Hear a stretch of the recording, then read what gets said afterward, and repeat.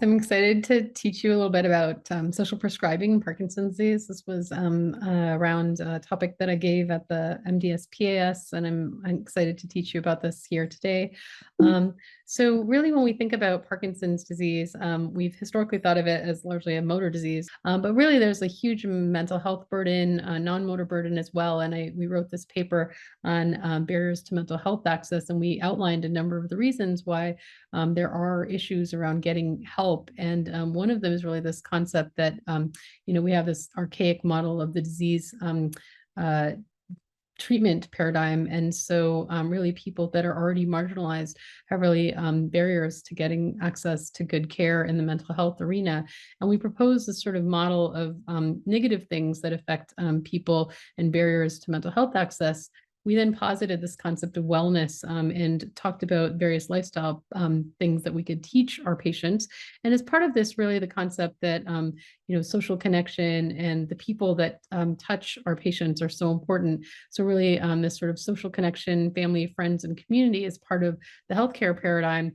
And this is around some work that comes out of whole health models and other models of care, but also around some of the research that we've been doing in this space. And so we looked at this sort of concept of how social isolation affects patients with Parkinson's. This was a paper that we published in 2020. It highlighted as an abstract and a presentation in 2020, and then rolled it out in further detail at the MDS-PAS. So I hope to do a plenary in the future about this. But really, the concept is that social connection is a basic human need, just like food, water, and shelter. In aging populations, this is a very important problem that even in the pre-pandemic era, 40% of aging people were talking about being lonely in the world. And in general, social isolation is worse for you than smoking a half a pack of cigarettes a day or being obese. It has tremendous cross-cutting health consequences listed here. And in veterans, which I run a Veterans Center of Excellence here in Parkinson's in Greater Los Angeles area. It's one of 6 centers of excellence in the country dealing with veterans with Parkinson's. And our veterans being lonely is a risk factor for depression, anxiety, substance abuse, and suicide. So to define things a little bit, social isolation is something that I can measure. I can see how many people live in your home, how many people you talk to on a regular basis and interact with. Loneliness is a sort of undesirable subjective emotional state in which I have relationships that I have, and then there are relationships that I desire. And it's really this gap between what I desire and what I have in my relationships that really leads me to feeling lonely. It's sort of this subjective feeling. So there's actually the need to be connected in 3 spheres in order to not be lonely. So you have this intimate sphere. You can have a partner in your home, a spouse that may help you to feel intimately connected. There's a relational sphere in which you have a close friend circle outside your home that you connect with. And then there's this collective sphere where you can have a connection to a group in your community that share your sense of purpose in society. And so it might be for our Parkinson's patients being part of a Parkinson's support group, for my veterans being part of a veteran support group, and maybe a religious community that you belong to. So really, you need connection in each of these 3 spheres in order to not feel lonely. And actually, a couple who's married, who seem happily married, can actually still be lonely, and the couple can actually be lonely together. And so really, it's important to think about ways to connect those people in these other spheres to get them out of the home or connecting to other people in their community. So the physiology of loneliness is really interesting. Actually, loneliness affects stress hormones. It increases stress hormones. It affects immune function. It decreases immune function. It affects cognition. It makes people more hypervigilant. It can actually increase amyloid deposition, as well as causing people to fixate on socially threatening stimuli. It also disrupts circadian rhythm. So we looked at a population of about 2,100 patients in this longitudinal survey. This slice of the survey had about 1,700 patients with idiopathic Parkinson's disease. It used to be called the CAM, CARE, and PD. It's now the modifiable variables in Parkinson's study. We corrected for this model with adjusting for age, gender, income, and years since diagnosis. We had some outcome measures, including some quality of life measures. And so you see here that being lonely caused worse quality of life, was associated with worse quality of life, and having lots of friends was associated with a better quality of life. And something as obvious as tremor severity that's very clearly stigmatized doesn't affect quality of life nearly as much as these other variables in Parkinson's disease. We also looked at modifiable variables. So we all know that exercise is medicine.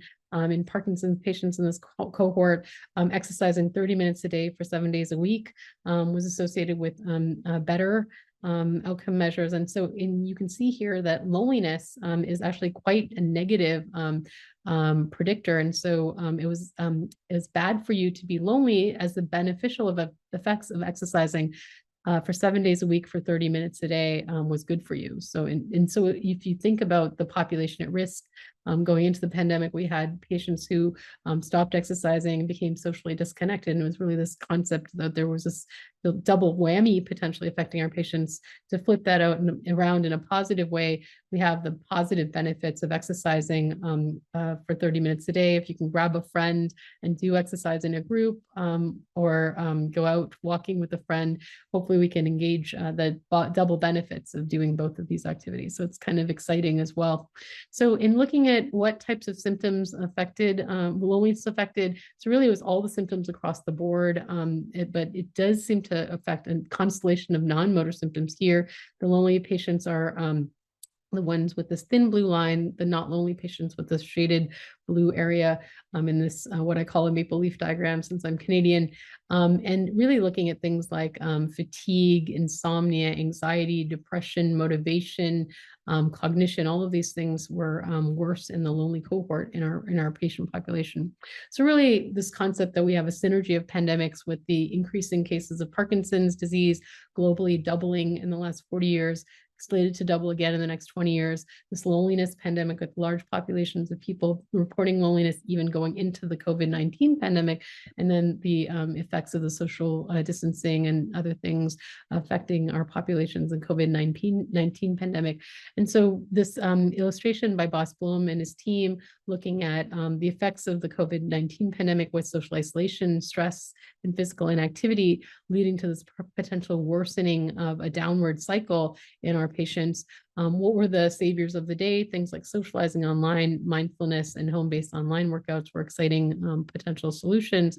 And so really, we were sort of monitoring these sorts of things during the COVID-19 pandemic. We wrote this chapter that came out in 2022, looking at the effects of isolation in people with Parkinson's across the world, large populations, some 5,000 patients here, Brown et al., another group in the UK, 1,700 patients, all just reporting increased incidence of anxiety, depression, apathy, increased issues with sleep dysfunction as well. So large populations of patients affected during the pandemic. And so we thought about, how can we think about this in a different way? We have a population that's already socially isolated given the stigma of Parkinson's and a number of mobility issues.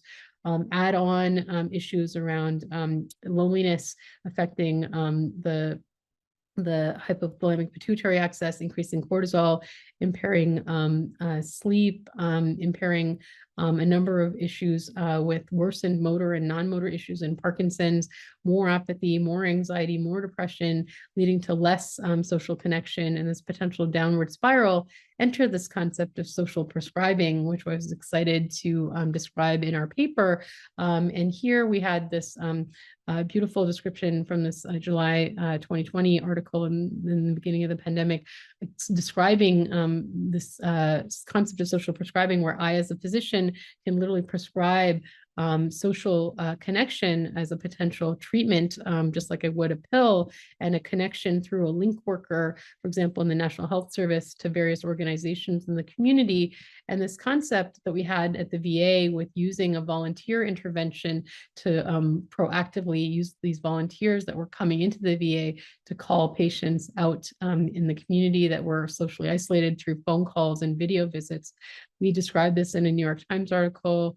I recorded a TEDx talk about this. I started a virtual support group during the pandemic that we've had about 120 interviews around, and really sort of coming back to the tips for clinicians that are practical. So increase your awareness of the importance of social connection, screen for this. You have to proactively ask your patients about this. So patients don't come to us and tell us that they have this. So really the concept of, do you sometimes feel left out? Do you sometimes feel isolated from others? These are parts of the UCLA loneliness questionnaire that can be used. And then thinking about ways that we can proactively engage our patients. So social prescribing, thinking about things in their community that may be, connecting them through some of these video modalities or in person now, psychological interventions like mindfulness, CBT through psychologists or things like that. And also just teaching around wellness strategies and perhaps connecting to groups in their community, yoga groups, gardening groups, religious groups, things like that, that can really help